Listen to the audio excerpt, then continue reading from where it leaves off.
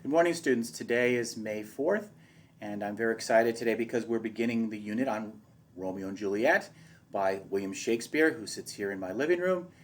And he writes in a very rhythmic language, which is known as iambic pentameter. You're going to study that, or at least have a refresher of it, in the Google Classroom.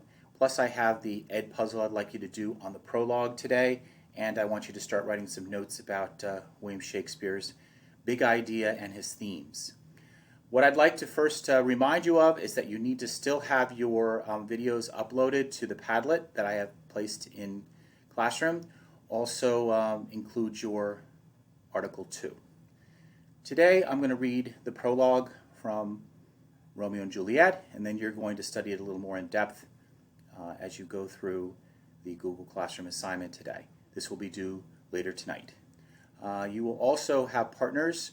Please make sure that you email me your partner requests so I have those. First, only top 3 people that you would like to work with, and I will take care of that. I will try to manage that as best as possible. But we'll get started with the scene work beginning tomorrow.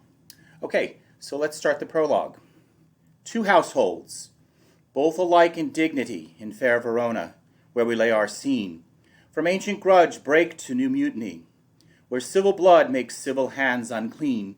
From forth the fatal loins of these 2 foes, a pair of star-crossed lovers take their life, whose misadventured, piteous overthrows doth with their death bury their parents' strife.